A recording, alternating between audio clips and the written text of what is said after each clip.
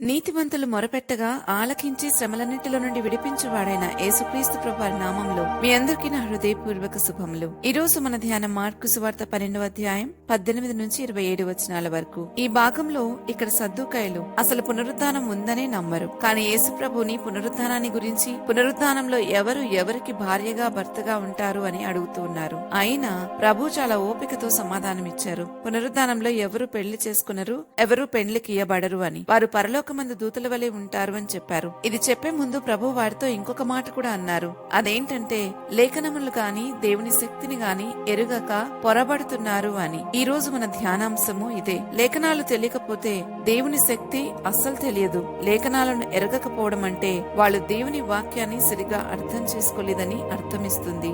ఏ విషయంలో వీరిక్కడ పొరబడుతున్నారో ఇక్కడ 26వ వచనంలో ప్రభు అంటున్నారు, నేను అబ్రహాం దేవుడను, ఇస్సాకు దేవుడను, యాకోబు దేవుడనై ఉన్నానని తండ్రిని దేవుడు చెప్పిన మాటను జ్ఞాపకం చేస్తున్నారు. ఈ సందర్భాన్ని నిర్గమకాండం 3వ అధ్యాయం 6వ వచనంలో మోషేతో తండ్రిని దేవుడు మాట్లాడడాన్ని ప్రభు గుర్తు చేస్తా ఉన్నారు. వారు చనిపోయినప్పటికీ దేవుని దగ్గర బ్రతికి ఉన్నారు అని తెలియచేస్తూ, అందుకే ప్రభువు వారి పేర్లెత్తి నేను పలానా వారి దేవుడినని చెప్పుకోవడానికి కారణం ఏంటంటే వారు ఇంకా సజీవులై ఉన్నారు. అందుకే ప్రభు అంటున్నారు, ఆయన సజీవులకు దేవుడు కాని మృతుల దేవుడు కాడు అని. ఈ విషయంలో వారు బహుగా పొరబడినట్లుగా మనకు కనబడుతుంది. లేఖనాలు పొరబడితే వాక్యాన్ని తప్పుగా అర్థం చేసుకుంటే దేవుడు నిజంగా ఏం చెప్పాడో కాకుండా మనం కోరుకున్నది మాత్రమే మనకు అర్థమవుతుంది. ఇది బైబిల్ సత్యాన్ని పూర్తిగా వక్రీకరిస్తుంది. ఉదాహరణకు మనకి ఇక్కడే కనబడుతుంది, సద్దూకాయలు పునరుద్ధానం లేదని నమ్ముతూ ఉంటారు గనుక దాని గురించి వారు పూర్తిగా భిన్నాభిప్రాయంతో ఉన్నారు. అసలైన విషయాన్ని అర్థం చేసుకోలేకపోయారు. ఒక చిన్న పొరపాటే కాలక్రమంలో పెద్ద తప్పుడు బోధలకు దారితీస్తుంది. వాక్యం కరెక్ట్ గా అర్థం చేసుకోవాలంటే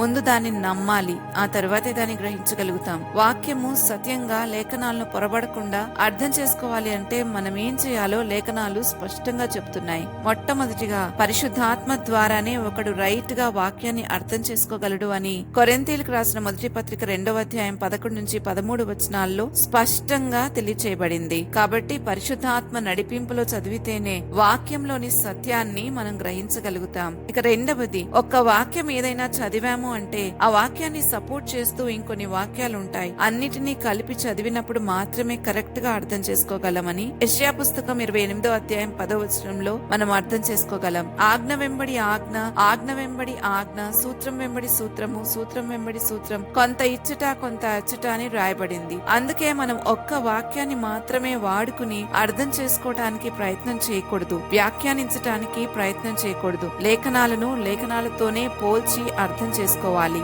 మూడవది, లేఖనాలను కాంటెక్స్ట్ లో నుంచి బయటకు తీయకూడదు. అంటే సందర్భంలో నుండి బయటకు తీసి అర్థం చేసుకోవటానికి ప్రయత్నించకూడదు. సందర్భానుసారంగా అర్థం చేసుకోవాలి.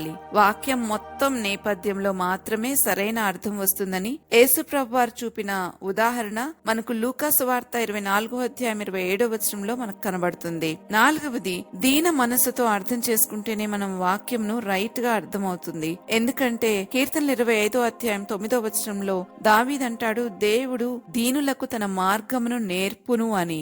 ఎవరైతే దీన మనసుతో ఉంటారో వారికే ప్రభువు తన వాక్యాన్ని, తన మార్గాన్ని తెలియచేస్తారు. 5, లేఖనాలన్నీ క్రీస్తునే సూచిస్తున్నాయి గనక ఆయన మనస్సును అర్థం చేసుకుంటే లేఖనాలను చాలా బాగా అర్థం చేసుకోవచ్చు. అయితే ఆయన మనసు ఏంటి అని ఆలోచిస్తే, 1 తండ్రి చిత్తం చేసే మనసు ఆయనది, 2 ఎంతో విధేయత చూపించిన మనసు, 3 సాత్వికమైన మనసు, 4 తను తాను ఎంతో తగ్గించుకున్న మనసు. ఇది అర్థం చేసుకుని లేఖనాలను చదివితే అప్పుడే కరెక్ట్ గా వాక్యం అర్థమవుతుంది. ఈ మనసు కలిగిన వారే సత్య సంబంధులు అవుతారు. సత్య సంబంధి అయిన వాడు నా మాట వినును అని యోహాను సువార్త 18వ అధ్యాయం 38వ వచనంలో ప్రభువే అంటారు.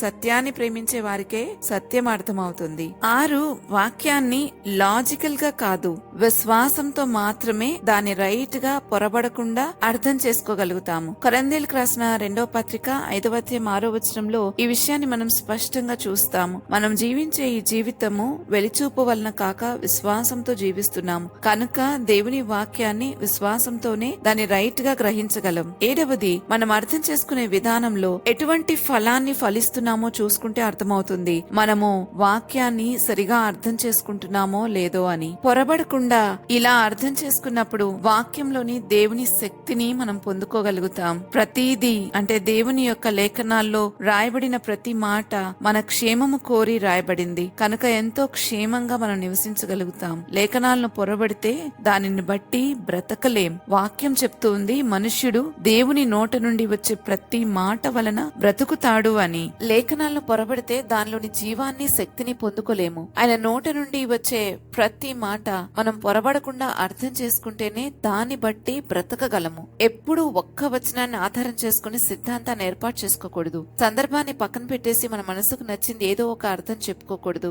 సరైన క్రమము అర్థం చేసుకున్నప్పుడు అందులోని అంటే ఆ దేవుని వాక్యంలోని జీవాన్ని మనం పొందుకోగలుగుతాం. తను ప్రేమించే వారికి ఆయన సత్యాన్ని తప్పకుండా బోధిస్తారు. అంతేకాదు తన యందు భయభక్తులు కల వారికి వారు నడుచుకోవలసిన త్రోవ ఏదో మార్గం ఏదో బోధించబడుతుంది. సత్యం తెలియాలంటే సరైన రీతిగా వాక్యం అర్థం చేసుకోవాలంటే దానికి ఒక క్రమం ఉంది అని గ్రహించాలి. మరి మనం ఏ క్రమంలో ఉన్నామో మనల్ని మనం పరిశీలన చేసుకుని ప్రార్థించుకుందామా? జీవాధిపతివైన మా దేవా, నీకు స్తోత్రాలు చెల్లిస్తున్నాం. ఈ వాక్యం ద్వారా మాతో మాట్లాడిన మాటలన్నిటిని బట్టి నిన్ను స్తుతిస్తూ ఉన్నాం. చాలా సార్లు మాకు అయా క్రీస్తు యేసు కలిగిన మనస్సు లేక వాక్యాన్ని మా ఇష్టానుసారంగా అర్థం చేసుకున్నాము. కానీ క్రీస్తు యేసు కలిగిన మనసు మేము కలిగి ఉండి తగు రీతిగా అర్థం చేసుకోవటానికి పరిశుద్ధాత్మ సహాయాన్ని కోరుకుంటూ ఉన్నాము ప్రభా. ఎందుకంటే లేఖనాలు చెప్తూ ఉన్నాయి కదా, పరిశుద్ధాత్మ ద్వారానే ఒక వ్యక్తి ఆత్మ సంబంధమైన సంగతులను అర్థం చేసుకోగలరు అని. కాబట్టి ఆత్మ నడిపింపును మాకు దయచేయండి. మేము వాక్య పఠనం చేసేటప్పుడు ప్రతిసారి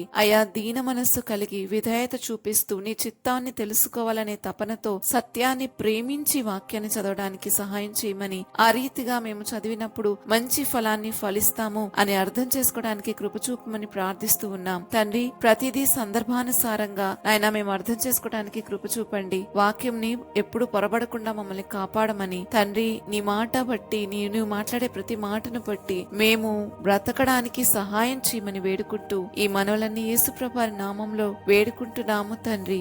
ఆమేన్. రేపటి ధ్యానంలో మరలా తిరిగి కలుద్దాం. అంతవరకు దేవుని కృప మనందరికీ తోడైండును గాక. ఆమేన్.